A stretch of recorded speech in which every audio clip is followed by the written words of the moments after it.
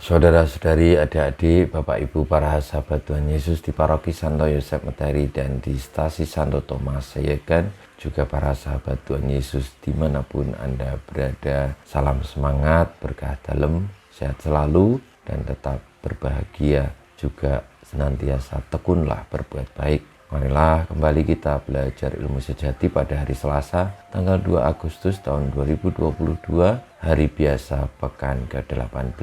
Marilah kita mengawali belajar ilmu sejati kita dengan berdoa. Dalam nama Bapa, Putra, dan Roh Kudus. Amin. Allah Bapa, sumber belas kasih, semoga kami selalu tertarik kepadamu dan Kau pulihkan perjanjianmu dengan kami. Berkenanlah menanam dalam-dalam di hati kami cinta kasih yang merupakan anggaran dasar kerajaan-Mu. Dengan pengantaran Tuhan kami Yesus Kristus Putramu yang hidup dan berkuasa bersama Dikau dalam persatuan Roh Kudus Allah sepanjang segala masa. Amin. Para sahabat Tuhan Yesus terkasih, kita akan belajar ilmu sejati dari Injil Yesus Kristus menurut Matius bab 14 ayat 22 sampai dengan 36. Sekali peristiwa setelah mengenyangkan orang banyak dengan roti, Yesus segera menyuruh murid-muridnya naik perahu dan mendahulunya ke seberang, sementara ia menyuruh orang banyak pulang. Dan setelah orang banyak itu disuruh pergi, Yesus mendaki bukit untuk berdoa seorang diri. Ketika hari sudah malam, ia seorang diri di situ. Perahu para murid sudah beberapa mil jauhnya dari pantai dan diombang-ambingkan gelombang karena angin sakal. Kira-kira jam 3 malam, datanglah Yesus kepada mereka berjalan di atas air. Melihat dia berjalan di atas air, para murid terkejut dan berseru, "Itu hantu!" Dan mereka berteriak ketakutan.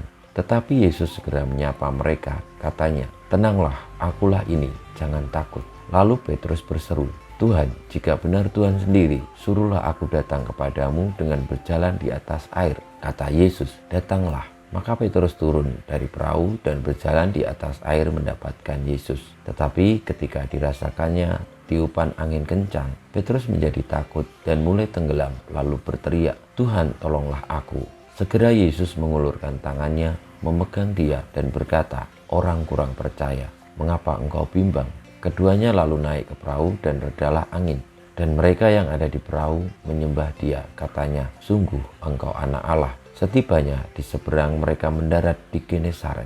Begitu Yesus dikenal oleh orang-orang setempat, mereka memberitahukannya ke seluruh daerah. Maka semua orang sakit dibawa kepadanya. Mereka memohon supaya diperkenankan menjamah jumbai jubahnya. Dan semua orang yang menjamah dia menjadi sembuh. Demikianlah sabda Tuhan, terpujilah Kristus. Saudara-saudari, para sahabat Tuhan Yesus yang terkasih, mukjizat-mukjizat yang diadakan oleh Tuhan Yesus dengan menggandakan 5 roti, 2 ikan untuk makan 5.000 orang, juga penyembuhan-penyembuhan penyakit yang dilakukan oleh Tuhan Yesus, dan juga berjalan di atas air adalah merupakan tanda kebesaran Allah, bahwa segala sesuatu mukjizat itu terjadi ketika kita terbuka akan kehendak Allah. Karena Tuhan adalah Maha Kuasa, maka Ia menjadi pusat segala sesuatu, termasuk segala mukjizat-mukjizat yang terjadi. Meski demikian, orang-orang perlu diajak untuk memahami sungguh bahwa mukjizat yang terjadi bukanlah sekedar untuk meyakinkan orang, tetapi karena memang itu pertama-tama terjadi karena kasih Allah sendiri. Bukan untuk menunjukkan siapakah Tuhan Yesus itu, tetapi untuk menunjukkan betapa kasih Allah begitu besar bagi keselamatan umatnya. Sehingga hal-hal yang tampak mustahil menjadi nyata karena kehadiran Allah itu sendiri, kasihnya sendiri yang memungkinkan itu menjadi nyata.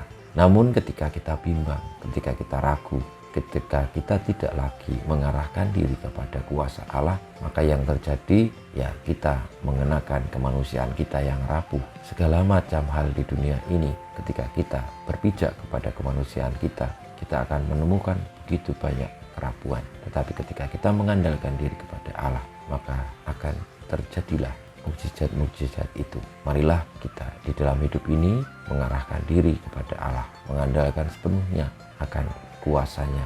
Semoga dengan demikian kita beroleh berkat dan mukjizat-mukjizat keselamatan itu dianugerahkan kepada kita. Kemuliaan kepada Bapa dan Putra dan Roh Kudus, seperti pada permulaan, sekarang, selalu, dan panjang segala abad. Amin. Ya Yesus, jadikanlah hati kami seperti hati-Mu. Tuhan bersamamu dan bersama rohmu, kita semua hidup kita, perjuangan kita untuk senantiasa mengarahkan diri kepada Allah, percaya sepenuh hati kepada kuasa-Nya, senantiasa dibimbing, dilindungi, diberkati Allah yang Maha Kuasa, Bapa, Putra, dan Roh Kudus. Amin.